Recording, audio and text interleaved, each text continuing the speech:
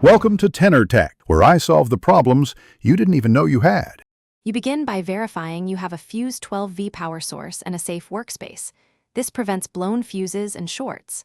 Once you confirm power, disconnect the battery negative terminal to avoid sparks. Next, lay out the LED strip, controller, and 2022 AWG wires. Plan routing along door sills or under dash for clean runs. Make your first splice at the controller power input, using crimp or solder and heat shrink. This creates a reliable electrical joint that resists vibration and corrosion. Now run the cables from the controller to each target zone. Tuck wires behind trim and use adhesive clips every 6-8 inches to prevent sagging. Once routed, make sensor or sync connections per manufacturer instructions, then perform a temporary 12V test to verify color, brightness, and controller responses. This saves rework. After confirming operation, solder or crimp final joints, cover with heat shrink, and add a bead of silicone at exterior seams.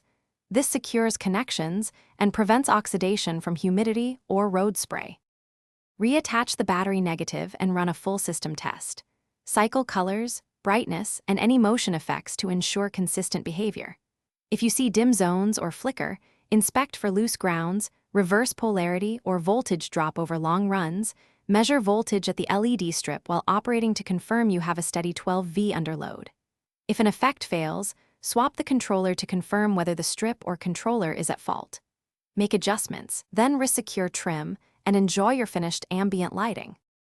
Thanks for watching. Subscribe to keep your life in tune.